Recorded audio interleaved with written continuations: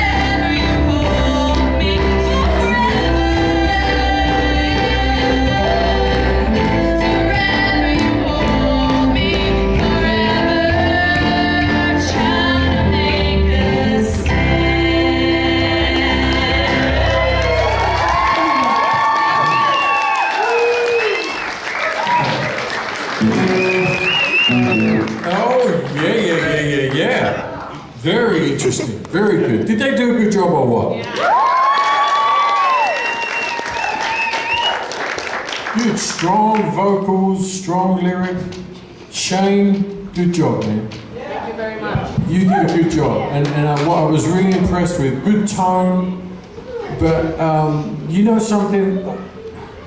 I saw the way that you corrected yourself, you know, you lost the time in a couple of spots, but then you switched it around and locked in the riff.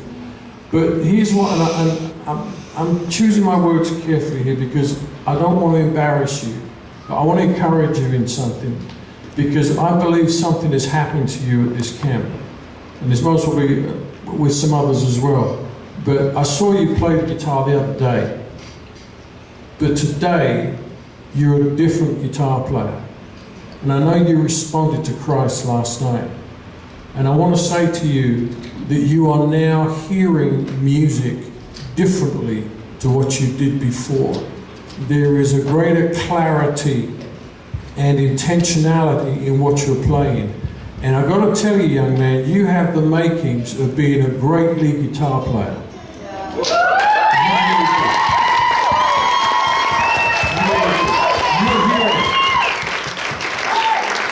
Yeah, I know, you've got that smiling, but I noticed that you are here. See, and this is a gift. This is a gift, and you've been after it. And I know that yesterday in the park, you were listening to Doug. Doug got all over you, and there was a lot of stuff going on that just resulted in you making a decision, which, quite frankly, has changed your life. You've embarked upon a journey, and a musical journey, and I'm hearing it already coming through. I'm hearing it. So I want you to be encouraged. I didn't want to, I hope you're not embarrassed by this, but I think you're okay, right? Is this okay to hear this? It's completely fine. Great, good. That's great. Yes, Shane. Great, good.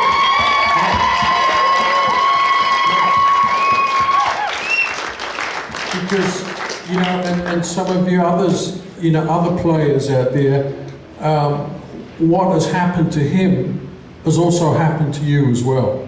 So I want you to take this to heart. I want you to take this to heart, be encouraged, because that's one of the things that Christ does. He gives us this ability to hear and get inside the music and hear it and own it. And that's what I see you doing, and it's interesting, the other day when I heard you play, that day when I was asking about you explained about the diminished scale and everything, which was all good, but I heard a certain degree of darkness in what you were playing. But today, I don't hear darkness in the music. I hear joy, I hear focus, I hear purpose, I hear you going for it, I hear you owning those risks. So be encouraged. Great job, great job. I thought everybody did great. Like individually, everybody did great. And as a whole, he did great. But looking around, I was like, okay, what am I saying? What am I going to say about each instrument? And I was like, first of all, everybody's playing a different part. So you all have the thing that you owned and you performed, which was great. Keyboardist, man, killing it. Rhythm guitar, killing it. Vocals, killing it. Djembe, holding it down, man. It was good. Yeah, it was just great to see everybody up there doing, they have each person had their thing, so well done, bringing it all together, good arrangement, vocals great. One critique, if I may, the singing in unison together, it's good sometimes, but I think when you started kind of playing off each other and doing some what's her name on the left? Right. Tatum. That's Olivia. Tatum Olivia. So Olivia, when you were singing the melody and then you were kind of doing some echo stuff, Tatum, that was moments where I was like, oh yeah, that's really good. And then I think some point maybe in the bridge you kind of took turns a little bit. Yeah. That felt it just felt really good, having two singers up there. You have to find your place for each of them now. So yeah, it's good. Olivia, what kind of music do you normally sing? Opera.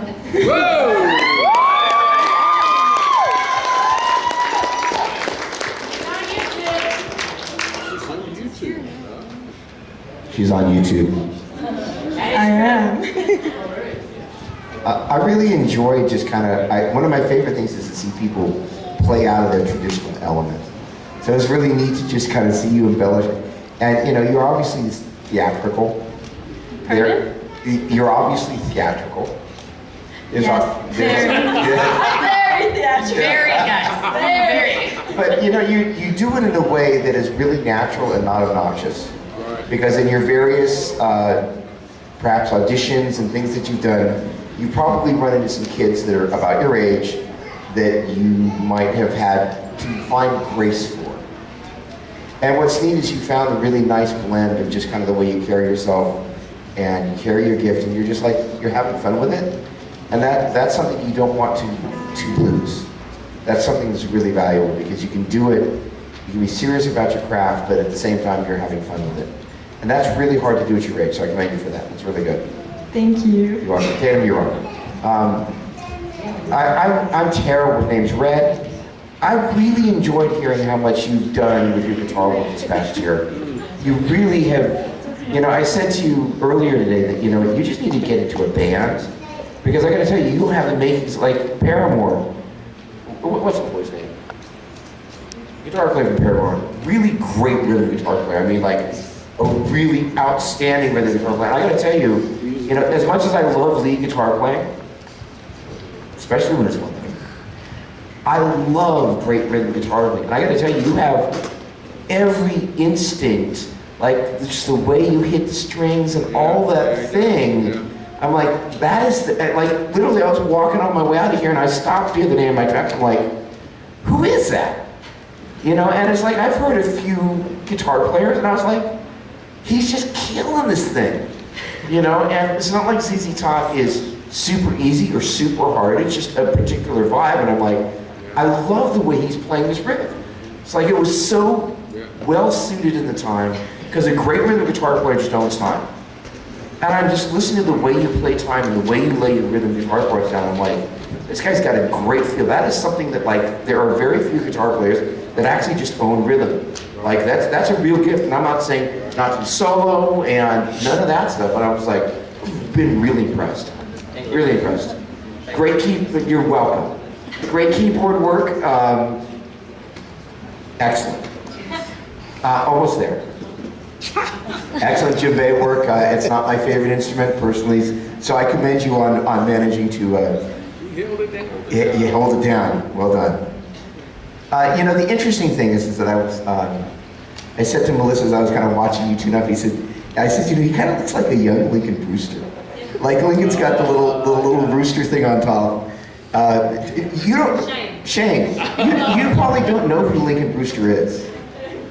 Do you know who Lincoln Brewster is? A what-legged rooster? Yeah, a one-legged.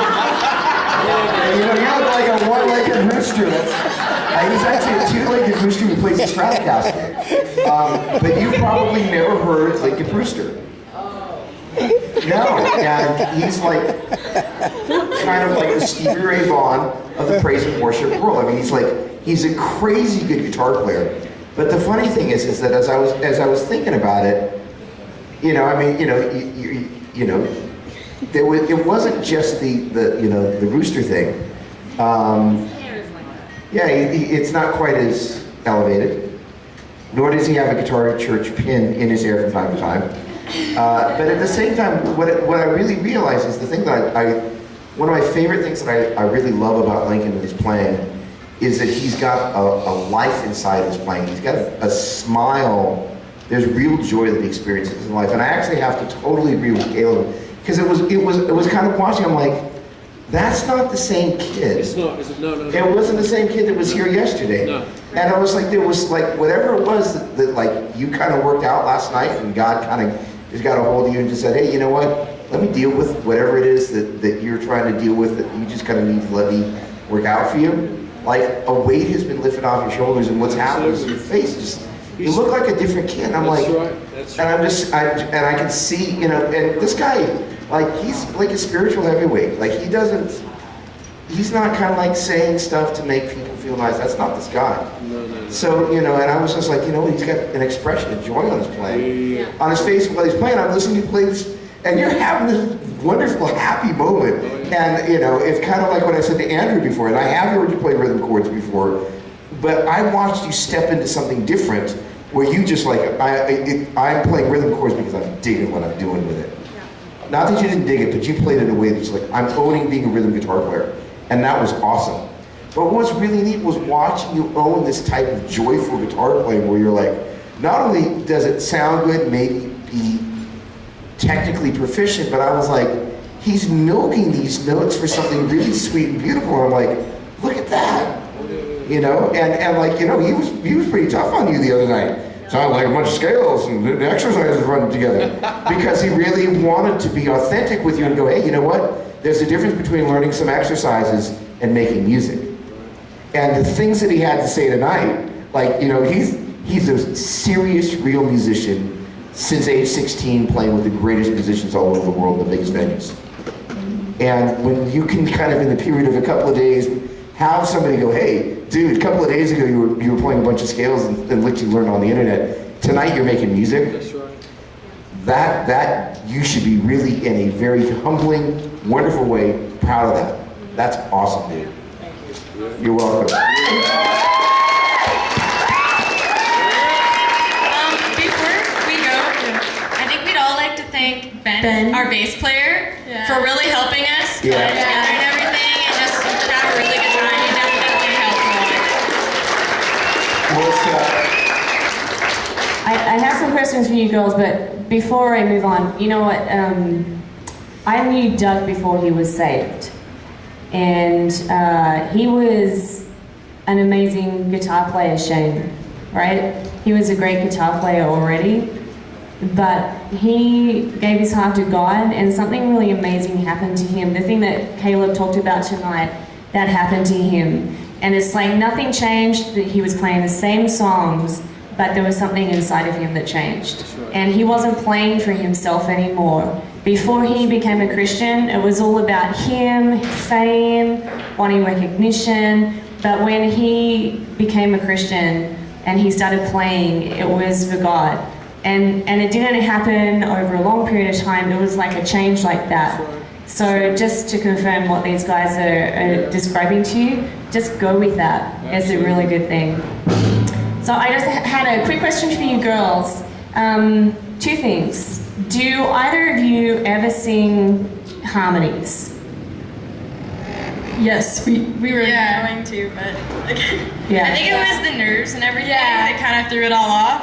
When we were practicing over with the piano behind you, Yeah. we did really good harmony, Yeah. harmonizing. You're both very you're confident singers, you're both comfortable performing.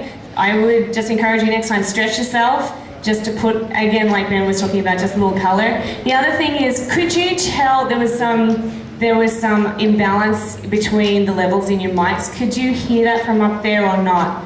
kind of. Yeah. Just a little bit. Okay. Yeah. So if you ever notice that and you're the louder one, the louder vocalist, and I think for this type of music, probably Tatum, you have the stronger voice in this kind of music, pull back. Because you were right on the mic, and then Olivia had a softer level, but she was also off the mic more. So it actually affected that more. So work together, be listening. You guys are really competent singers, so listen like that and you'll move on. Actually, do either of you own your own microphone? Yes. Yes. And are you using your own microphone? No. It shows. His face. He's like, So that's the thing. Really smart move, because you know your mic. 87A, Shure 87A, Olivia, great microphone for you. You don't need that extra little bit of sizzle on the top if you're going to sing pop. But Olivia, you do. You just need that little bit of, especially when you guys sing together. It'll bring that little bit that. What makes your voice great for opera? There's that little bit of that thing on the top, that little enunciation, because you've learned to get all these wide open things and your voice each of you, big face, big mouth, and so you're having to stay true to what your technique is, which is awesome. But the Shure 87A, which is a $250 or $300 mic, it's a different sounding mic like this, but it'll bring out your voice a little bit more in these types of settings. Great job, both of you. Both of you are so confident and natural. Like the funny thing that you say was nerves. I'm like, I know how to spot nerves pretty well. Last thing, I know Tom's like anxious, but Olivia and Tatum, you're both performers, like naturally, like you're just, like Olivia, you're like jumping up and down, you're talking to the crowd, interacting with them, you're both performers, so I would encourage you, one, to study what other performers do, and to go for it. So watching YouTube videos of your favorite bands, what does the singer do? You know, what do they say to the crowd to get them involved? Where do they go on the stage? Because right now you have some real estate, your open stage where you can like be walking around, and I would encourage you to go for that. You know, and then two, I would just say look for any place to perform, like go for it. Tatum, you know, I've seen you just like pull out the guitar and you're singing your songs, and like Olivia, do the same. Like play birthday parties, play coffee shops, like look for places to perform so that you get better at that and you develop that craft. But yeah, good work. Give it up for It's